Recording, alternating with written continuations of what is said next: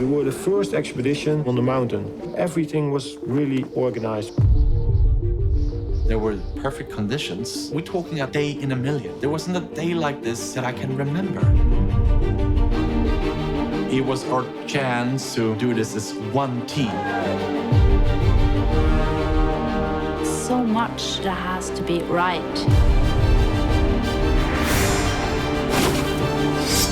If you make one step wrong,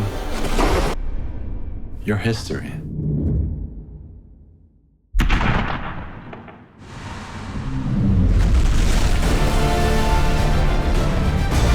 There is a struggle in every breath. We're hanging on every word to get some kind of clue. There will be things we never will know. The bigger the dream, the bigger the risks. To say that somebody made a mistake when you weren't there, you don't know. Only the mountain knows. The summit is the story of the 2008 expedition to K2 where 11 climbers were tragically killed. K2 is central to this story, and it became apparent to me that we would have to show the mountain in a way that had never been done before. We'd been working on the project for a couple of years, well, about 3 years before Nick really decided that it was essential that we got some footage of the mountain. I figured, well, you know, walking in, filming it from the moraine would be just pretty much similar to what everyone else had done. I wanted to get a sense of scale of the mountain, try and get close and film and have movement. The only way to do that would be to film from the air. K2 is on the Pakistan-Chinese border, two particularly difficult countries to get permits to fly within. Initially, when we were planning to go to K2, we had just thought, well, let's just take a lightweight camera, go in a helicopter and get as best shots as we could. We were in Nepal in February 2009 doing interviews for the film. We took the tourist flight to Everest to use it as an experiment to see what we could possibly film from a fixed-wing airplane. Before we got on the plane, we managed to get talking to a couple of local pilots who we were asking some advice about how they fly around these mountains and in these particularly tricky ranges. Like if it is a military, they could go right over it also, if the weathers are good. Otherwise, usually it gets very turbulent in that range. With a Beechcraft or even with a jet stream, we could go a little bit closer. Again, I say maximum 2 miles, 3 miles, but it depends because that is a whole range is full of mountains, high mountains, and it could become very turbulent. And if it becomes turbulent, you have to come out. Depending on the weather and the special permits, you can fly right up against the mountain if you wanted to. Yeah. If you can get the pilots. And since it's charter, we're not allowed to because we're carrying passengers and revenue. Yeah. So you have to obey the safety margins. At one point, one of the pilots brought up the fact that a helicopter had landed recently on the top of Everest, and I think we were all rather surprised and amazed at this. A helicopter has landed over Everest. At the time, the new Eurocopter. Eurocopter. Yeah. 28,000.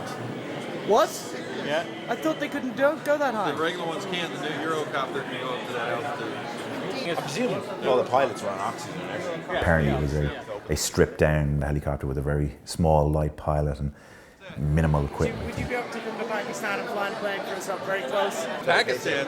Well... You have to get all the... It's even hard enough getting the authorization in here. Yeah. Problem with this shot is you got your exhaust running right over. Yeah, you got the soft heat haze. You know. It's just a beautiful view now. But from that point forward, it became apparent that we would have to use a helicopter to do what we were going to do. Because we were going to the trouble of going there and it was going to be quite an expensive and difficult exercise, Nick looked into stabilised systems, which is what led us to Mike Wright of Helifilms. Nick Ryan made a phone call to me and said, I'm making a movie and I'm going to Pakistan, I'm going to film up K2 and would you like to come, but I got no money. It was a fairly risky venture to say the least because of where we were going. Part of it was the spirit of adventure, of coming on this journey with us. Lots of people have tried to film, but never been successful. There was no footage that existed of this. K2 is frightening. It's 100 miles up a glacier from any form of civilization. You are so remote. If you get into trouble up there, that's serious trouble. There's very little hope you'll get any help. Helicopters only get to 6,500 meters, which will be about between Camp 1 and 2 on the mountain, which is quite low, but I thought we'd get an approach and something would work. 20,000 feet in a helicopter is right on the extremes of where you should be going. You have to factor in one very important part of K2, and one of the reasons why it's a killer mountain is the weather. It's got its own weather systems, so were we going to be able to get in, were we going to be able to see the mountain? When I got in contact with Nisar Malik from Walkabout Films, he was incredibly helpful. You know, said I couldn't afford him, but he'd agreed to help me. Nisar was really our man on the ground in Pakistan. It was essential we had someone who had the local contacts and knowledge of how to operate there. We met the guys in Heathrow, and we went to check in, and we had a huge amount of excess baggage. And travelling with a Cineflex is always fun, because you've got approximately 14 flight cases, and it weighs in at just over 300 kilos. So people don't like you very much when you turn up at the check-in, because you cause big delays. There was a lot of to and froing with people trying to charge us huge amounts of money for excess baggage, and even saying, well, we don't think we can take it on this flight. So Nick, excess baggage. Who knows, yeah. Yeah. It cost Nick an arm and a leg.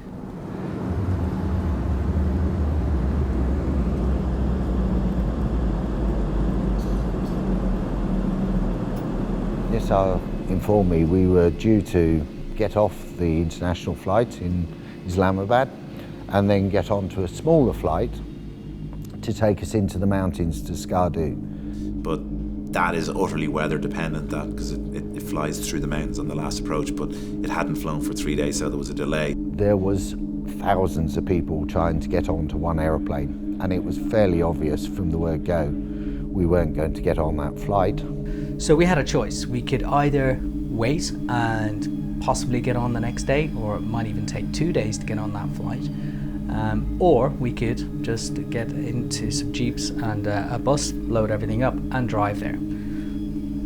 I don't think any of us had any comprehension of what we had just made a decision to do. At the beginning of the film, we'd been to Nepal to do some interviews with the Sherpa. So we'd seen the Himalayas at that end. Pakistan was a very different kettle of fish altogether. We're on the road to Skardu, Karakorum Highway. To say it was exciting is a bit of an understatement. It was quite unusual at the time for Westerners to be there at all. And we're just approaching Abbottabad. This is recently famous. Down this way, was it? It's a nice missile. So we're sitting watching some lads playing cricket, at which point I think somebody said to me, "Isn't this where Bin Laden was shot?" So if we take this left-hand turn here and go back 1 kilometre, that's where the compound was. So I said, probably time we got back on the coach and made a move here, guys. I'd heard of the Karakorum Highway and that it was one of these crazy drives through mountain gorges, and that it was quite a unique experience.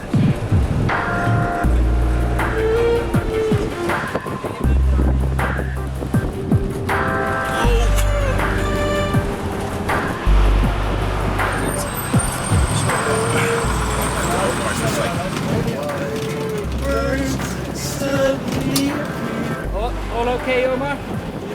Yeah, you chilling? You happy? So what's it going?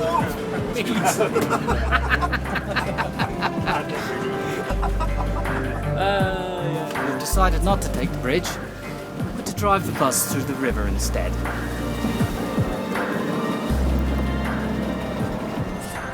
I mean, there's riding shotgun. That is riding shotgun. You were literally a foot away from death. This is Pakistani tourists. Very good. Not a lot of room for error here. Man. He is so close to the edge like that. Oh my God. Bless you. Oh, look at his tire tracks. If a car had come around and forced us off the road, we would have been plunging to certain death. That just happened. Just about anything you could imagine on a road trip happened on that trip. We'd been driving for about 15 hours, which is roughly halfway. It was a little place where we had tea. This is Babu said tea. Babu said pasty. A pasty? Pasty, yeah. Oh, yeah. Which is at 4,175 metres and I can feel it. It's cold and the oxygen is pretty thin actually. And I was taking some shots. I'd framed up on a truck that was coming up over the pass towards us. I could see there's a guy sitting on the top and unmistakably the outline of an AK-47. Do I drop the camera or do I keep filming? But to my relief, the guy, he just gave us a big friendly wave.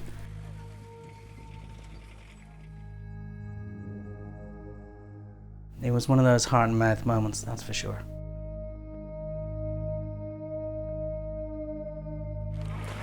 Glad to be here, Nick. Quite a journey. And we got here in one piece. Yeah, and ahead of schedule. I don't want to go back on it. No, not really. We arrived in Skardu and pretty much immediately we wanted to get up and make contact with the commanders at the base. When we turned up, it was quite tricky. Mike went out to the engineers and politely explained we wanted to drill a hole in the front of their helicopter. There are a couple of ways of installing the system. One is to make a small cut in the bottom of the helicopter to attach the mount that we would normally use. Being the military, that was not an option that was going to be open to us. So we brought a backup device, which is a kind of pretty standard Tyler side mount, which comes out the side door of the helicopter, which means we have to fly at the helicopter with the door open at an altitude of 6,700 metres perhaps. It took us about 3 hours to assemble the system on the helicopter the first time. And as soon as we'd done that, we had to take it all apart again because these helicopters are in daily use. What they're trying to do is we set it up, test it today, and then we leave only the very essentials in there. The wiring inside? We remove the stuff because they have a mission tomorrow, so they want the minimum stuff to be in there. Okay. And then when they give us the go-ahead, we'll come back in the evening and set it all up for the next day. Okay. They rang us and said, we want to take up a test flight, so we're going to mount the system, do a dry run through the whole running procedure. That's my first Pakistani certification ever. Yes, it will be a new experience and it's definitely a different exposure. It will be a great exposure while you will be making a movie and we will be flying. So I spoke with them and I said, look, we don't want to test it. Okay. Would you like to test it? They said, yes, we would like to test it. So I said, then it's fine. Okay. So one way or the other, yes. This is very normal. Any special thing you want me to do? This all is very normal. We keep doing this. We might face problems there at high altitude. Here it is no problem. Whatever you say, we can do that. Anyone over. If you can go over Shangri-La at the end. Do I need to put the shoulder ones on? This is instructions. अगर उसकी red line नजर आ जाए उसको एक In the event of having to get out in a rush, you will fit through here, I promise you. That way? Yeah. Don't try opening doors. Sure.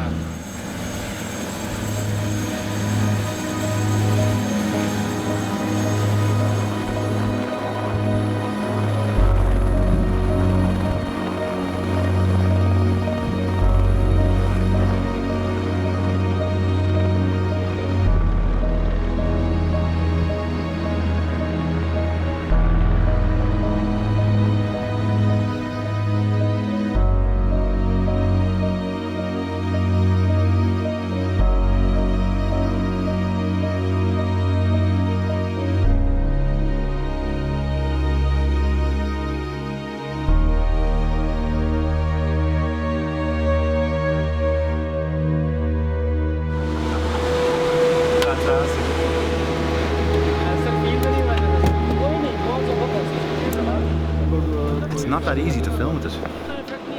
Remember the very fast flyby we did there? I lost you, I couldn't keep up with you. When we first got there and the weather wasn't too bad, I thought, yeah, we've got a week. We're going to get there.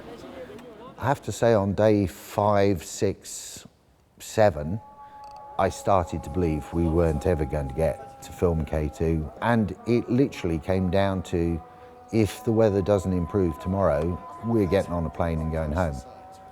Or should I say, we're not getting on a plane, we're going to drive back down that mountain.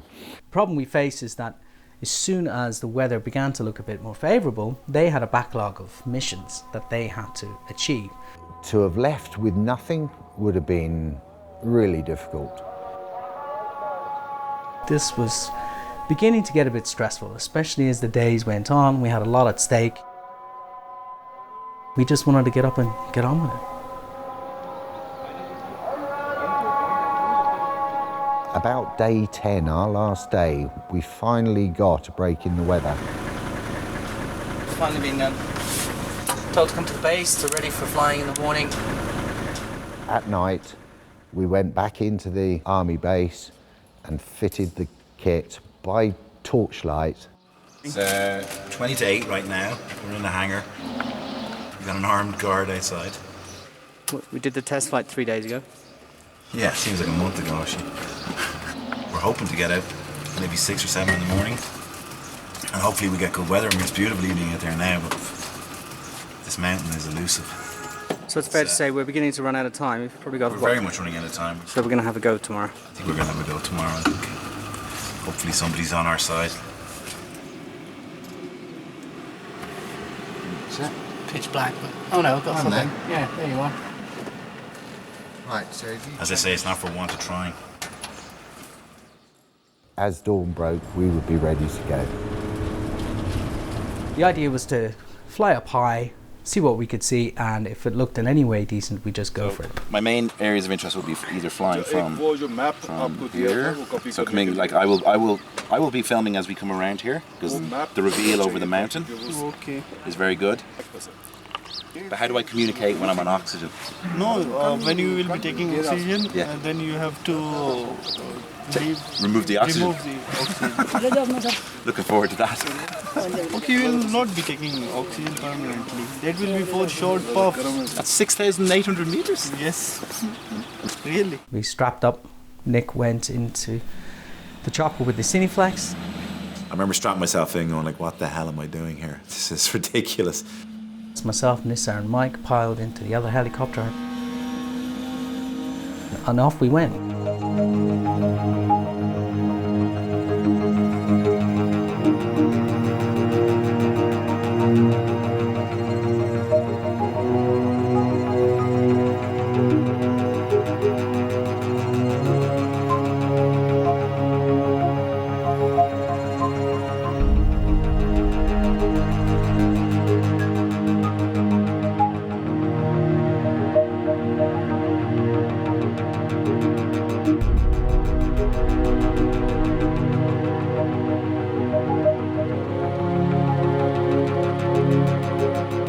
And we managed to get to Paiju, to the forward operating base there, to get fuel, to then go on up to film K2.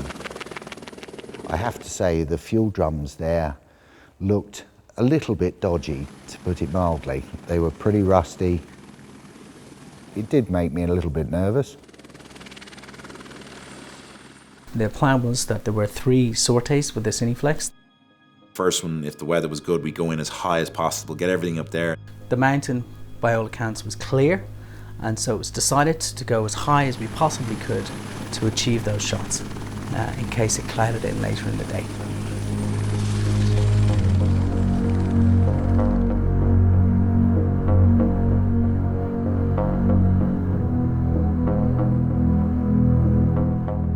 The scale of these mountains is just breathtaking. They're immense, and trying to find his helicopter at the window, I couldn't see it.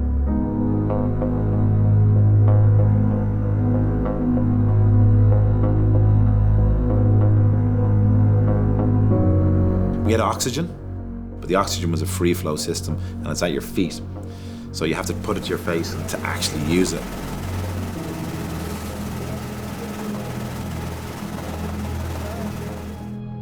Masherbrum to your left. You can see the Gasherbrum at the end.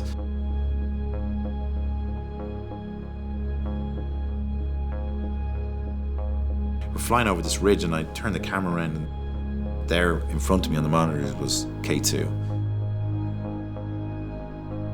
It's like a jagged tooth. When I first saw K2, I was just blown away. That's a very strange sensation after 2.5 years of looking at photographs and video of this, to see it with your own eyes.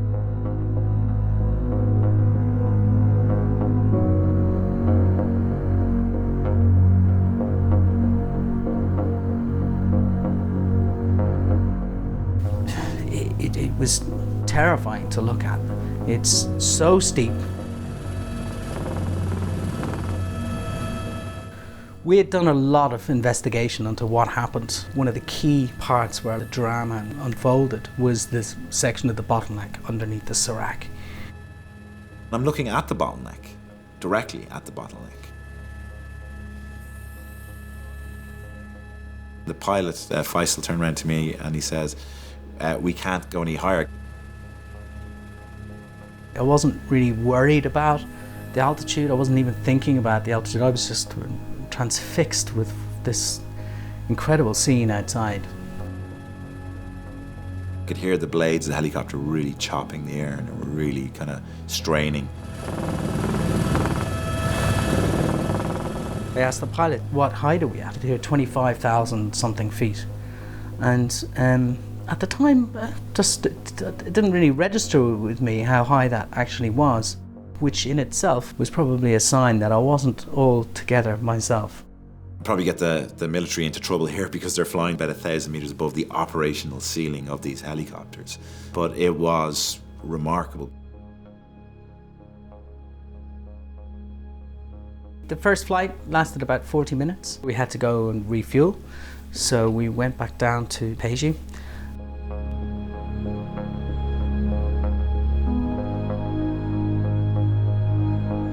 So we refueled and went for the second mission. Nisar and Mike had been waiting at the base. We decided that it would only be right and proper that the guys got to have a trip up in the support helicopter for the second mission. And off they went. So both aircraft took off and immediately you're over the glacier. I was looking down and the glacier is massive. I looked out the window and thought, if we had a problem, there is really nowhere on this glacier where I can see where I thought we could safely land a helicopter if we had to.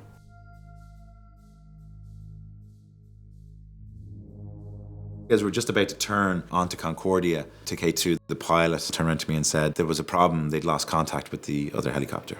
Suddenly a caution light came up on the instrument panel. Both the pilots immediately moved and sort of recognized what was going on. And being an engineer of helicopters, I realized what was going on. He literally turned the helicopter on a dime and went flying through the canyons.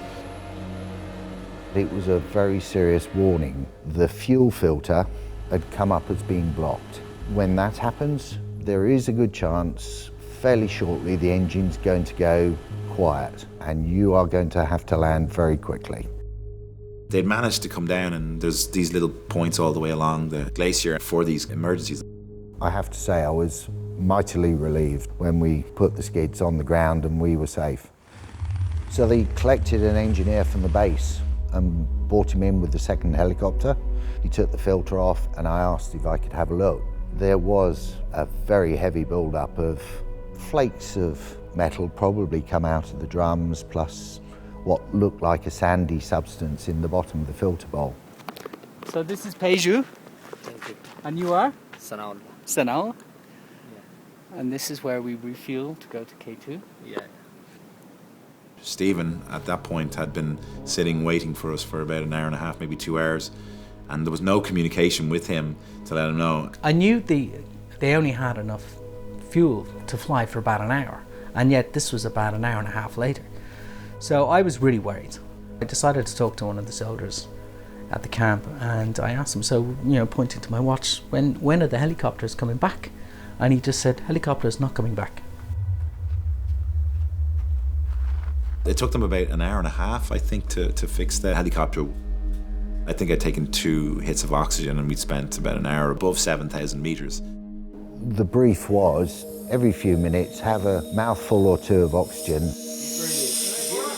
and that'll keep you going, which we did, most of us. I started getting very tired. I put a jacket on and went back in the helicopter. I think I kind of fell asleep for about half an hour. When I woke up, I literally couldn't see anything in front of me. I put my hand in front of my eyes and it was just like a trail, a blur. And that's when it kind of hit me. I think my brain started to actually function after all that time and realized this was like hypoxia. The problem with us is we'd gone from 2,500 meters to 7,000 meters in an hour. All of a sudden I could hear the helicopters coming down from the glacier. I was so relieved to see them. I can remember falling out of the helicopter saying, look, I can't even see straight, you're going to have to operate this thing. He asked me to jump in, gave me my briefing as best as he could. Yeah. I was acutely aware that I only had minutes to pull off some of these shots before we'd have to turn around and go home.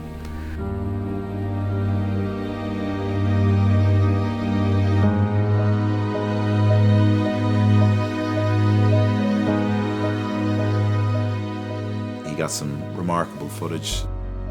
There's a lot more clouds, which I thought gave it a great sense of scale.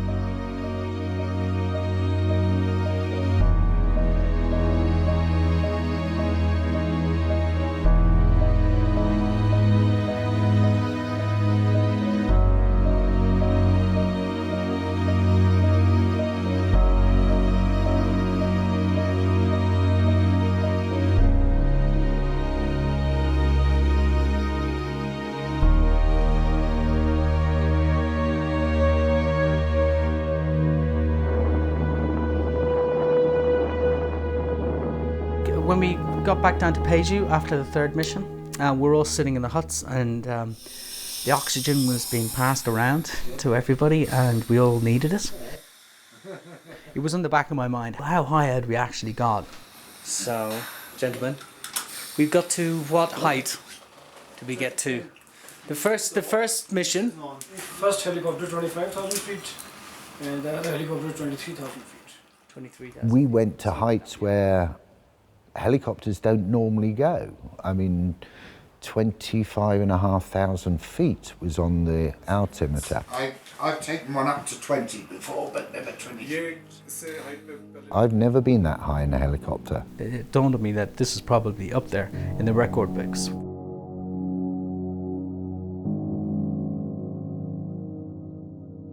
It put the mountain in context and made me understand why people want to spend time there.